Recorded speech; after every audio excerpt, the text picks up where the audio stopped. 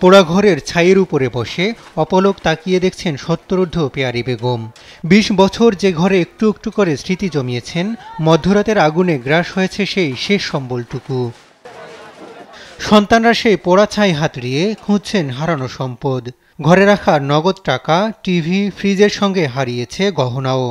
জীবনের সঞ্চয় বলতে আর কিছুই নেই বলে আক্ষেপ পেয়ারী বেগমের। ঘরে তো অনেক মাল ছিল, ঢাকার বাড়ি ছাই সারা জীবন কিনতে কিনতে তো সবই, শোকেস, ওই ওয়ারড্রোব 2টা, এই টিভি আসলে, তারপরে এই ফ্রিজ আসলে, ওই কি জানি কয় আরো অনেক কিছু গেছে, সোনা জিনিস, ওই যে নাতি বোর কানেরটা, গলাটা, ওই পুতুল বোরটা।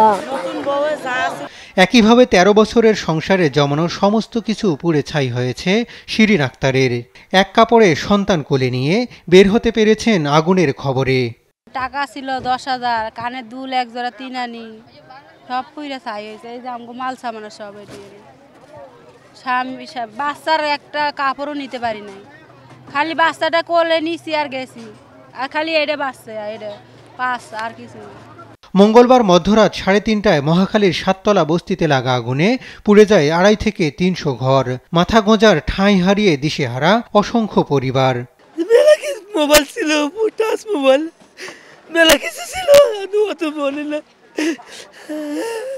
ফ্রিজ ছিল, ওয়ারড্রোব ছিল, মানে প্রচুর মালামাল ছিল, স্বর্ণের জিনিস ছিল, খাট ছিল, র্যাক ছিল, ওয়ারড্রোব ছিল, আর আপনার অনেক কিছু জোগাড় ছিল, হাড়ি পাতিল ছিল, কাজ কাম করে জোগাইছে, এটি সব পুড়ে গেছে। আর কিছু টাকা ছিল, এটি মোটামুটি বাইরে ছিলাম।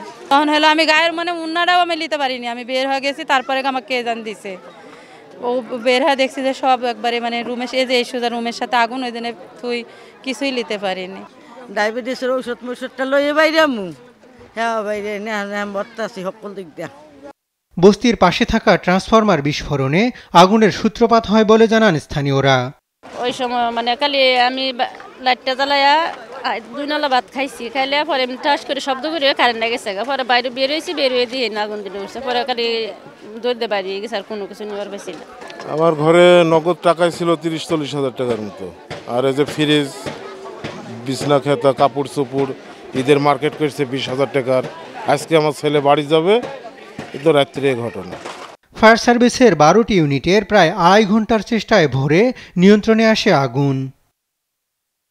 হাসান মাহমুদ, দেশ টিভি, ঢাকা।